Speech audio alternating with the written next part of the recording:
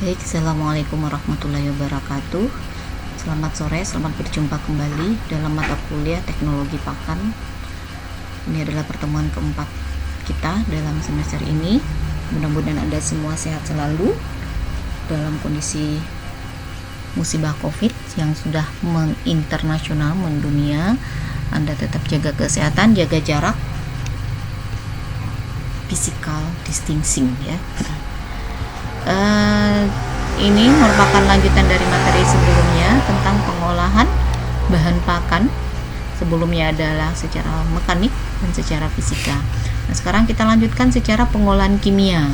Nah, pengolahan kimia ini ya tentunya merupakan sebuah teknologi pakan yang mengubah sifat bahan pakan melalui penambahan bahan-bahan kimia. Nah, penambahan bahan kimia ini bisa dengan penambahan zat kimia yang bersifat alkali dan bisa juga dengan penambahan asam. Perlakuan alkali ini merupakan sebuah teknologi pengolahan pakan dengan menggunakan bahan-bahan kimia yang bersifat alkali,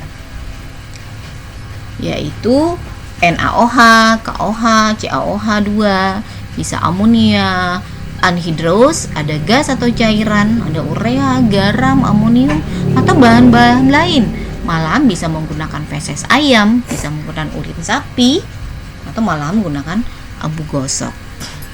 Nah, penambahan alkali ini bisa memberikan suasana basah di mana pH-nya lebih dari 7. Dan proses amoniasi dilakukan pada bahan pakan limbah pertanian dengan kandungan serat kasar yang tinggi, yang kecernaannya juga rendah karena adanya kandungan lignin. Nah, apa keuntungan dari proses amoniasi? Proses amoniasi ini ya dengan penambahan perlakuan alkali ini biasa disebut juga dengan proses amoniasi ya. Perlakuan alkali, penambahan zat kimia yang bersifat alkali ini biasa disebut dengan amoniasi.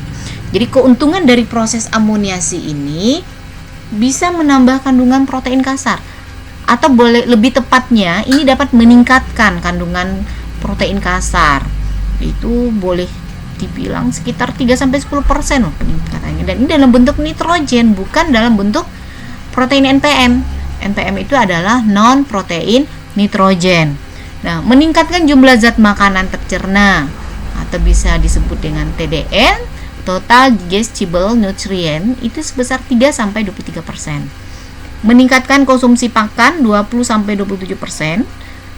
Karena suasananya basah sehingga dapat mencegah tumbuhnya jamur. Tidak ada residu mineral ya pada produk amoniasi dan mampu meningkatkan koefisien cerna disebabkan larut sebagai silikat. Sementara perlakuan penambahan asam ini menyebabkan ya, karena dia penambahan asam tentunya akan menyebabkan suasana asam. Suasana asam itu suasana apa? Di mana pH-nya itu di bawah 5. Kalau pH 6-7 itu adalah pH-nya normal.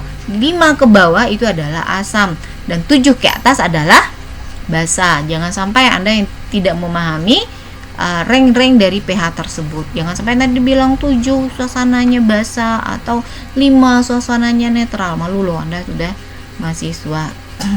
Nah, apa keuntungan dari perlakuan asam? Yaitu dapat meningkatkan kualitas bahan pakan karena dia bisa memecah ikatan serat dan protein kasar yang sudah dicerna. Terus meningkatkan konsumsi pakan konsentrat yang berkualitas rendah dan bisa meningkatkan potensi kecernaan dinding sel pakan. Tentunya ada kelemahan. Ya, segala sesuatu itu pasti ada kelebihan kekurangan. Semua perlakuan, semua teknologi ada kelemahan dan kelebihannya. Nah, kelemahan dan perlakuan asam ini, bahan kimia yang digunakan bersifat korosif karena dia asam kuat, asam organik, dan kadang juga bersifat toksik dan ada residu mineral. Produk yang dihasilkan bersifat asam sehingga perlu diangin-anginkan sebelum diberikan ke ternak. Jangan sampai langsung diberikan ke ternak. Selanjutnya adalah apa tadi, perlu fisika, mekanik, kimia, dan kita masuk ke pengolahan biologi.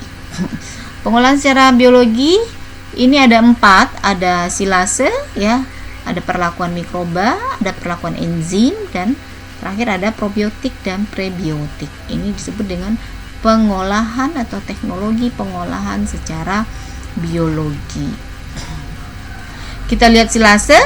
Silase ini merupakan perlakuan terhadap hijauan pakan yang difermentasi secara anaerob dengan memanfaatkan bakteri asam laktat. Hijauan tersebut dipotong terlebih dahulu, kemudian disimpan ke dalam silo secara anaerob. Nah, tanaman utama yang bisa atau yang biasa digunakan untuk silase adalah rumput, legume, dan tanaman jagung. Nah, bagaimana cara menghasilkan silase yang berkualitas baik? Yaitu menggunakan atau populasi bakteri asam laktatnya cukup, mengandung cukup karbohidrat yang bisa difermentasi. Legume memiliki kapasitas penyangga yang lebih tinggi daripada rumput. Terus ada water soluble karbohidrat. Kelompok bakteri yang menghasilkan asam laktat yaitu kelompok bakteri yang tumbuh pada pH sekitar 4 sampai 6,8. Di mana pada kondisi ini spesies tertentu dapat turun ke pH, malahan ya beberapa spesies dapat turun ke pH 3,5.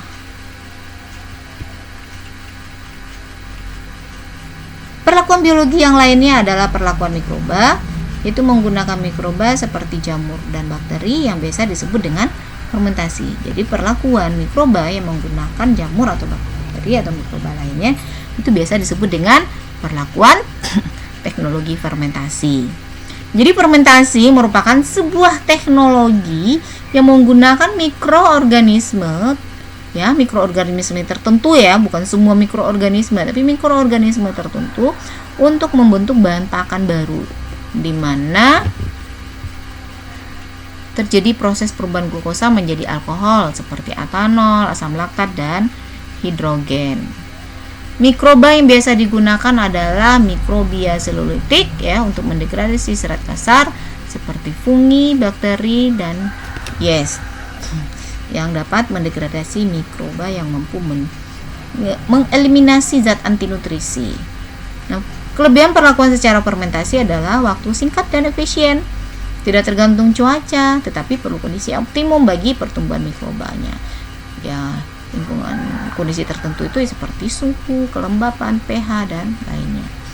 Keuntungan fermentasi menghilangkan atau mengurangi zat antinutrisi, meningkatkan kandungan nutrien, meningkatkan kecernaan, lebih menyehatkan, dan lebih awet.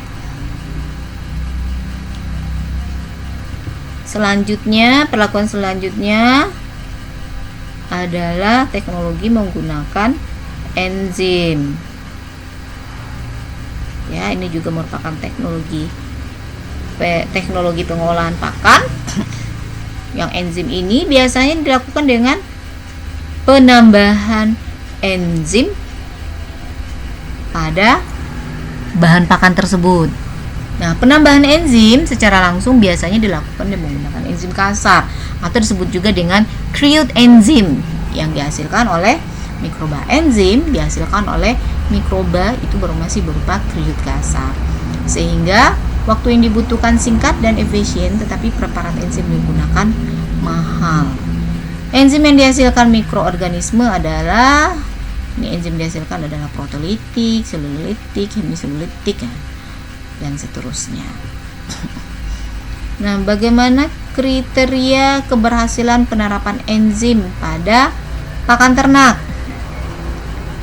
Stabilitas enzim pada hewan, ya. Stabilitas enzim pada pakan dan stabilitas enzim selama dan setelah pemprosesan. Interaksi antar substrat dan enzim, kemampuan hewan untuk memanfaatkan produk dari reaksi enzim. Jadi sebenarnya tujuan penggunaan enzim dalam pakan ternak itu sebagai apa? Ya, tentunya untuk meningkatkan efisiensi dan mengurangi biaya, menurunkan gangguan antinutrisi, mencerna pakan lebih efisien, lebih banyak produk per unit makannya. Terus untuk mendapatkan lingkungan yang lebih baik, untuk meningkatkan pencernaan dan membantu menjaga kesehatan khusus sehingga dapat meningkatkan nutrisi pencernaan. Ada lagi disebut dengan probiotik dan prebiotik. Probiotik merupakan imbuhan pakan atau disebut juga dengan feed additive dengan kandungan mikroba hidup seperti Lactobacillus, Bifidobacteria yang keberadaannya dapat memperbaiki keseimbangan. Keseimbangan apa? Keseimbangan mikroorganisme dalam saluran pencernaan. Probiotik tergolong dalam pakan ternak fungsional, di mana bahan pakan ini mengandung komponen-komponen yang dapat meningkatkan kesehatan ternak dengan cara memanipulasi komposisi bakteri dalam saluran pencernaan. Apa sih kegunaan probiotik ini?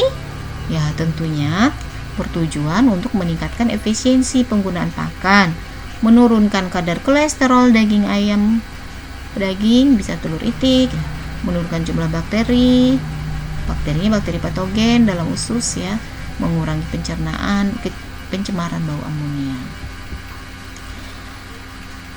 Sementara prebiotik adalah bahan pakan berupa serat yang tidak dapat dicerna oleh ternak berperut tunggal seperti ayam, babi, namun dapat berperan sebagai nutrisi yang dapat memicu peningkatan bakteri menguntungkan bagi ternak. Misalnya Lactobacillus dan Bifidobacteria. Nah, probiotik ini disebut juga sebagai nutrisi yang sesuai bagi bakteri yang menguntungkan, tetapi tidak cocok bagi bakteri yang kurang menguntungkan. Prebiotik dapat meningkatkan bakteri yang menguntungkan dalam usus. Nah, tentunya pemberian probiotik ataupun prebiotik dapat memberikan dampak yang menguntungkan seperti perbaikan performa, produksi, dan kesehatan ternaknya. Demikian yang bisa disampaikan hari ini. Mudah-mudahan bisa Anda pahami dan kita sama-sama berdoa wabah ini bisa cepat berakhir. Anda jaga kesehatan, jaga jarak ya. Selalu pakai masker kalau berada di luar ruangan, di luar rumah, dan rajin cuci tangan atau selalu sedia hand sanitizer. Baik, Assalamualaikum warahmatullahi wabarakatuh.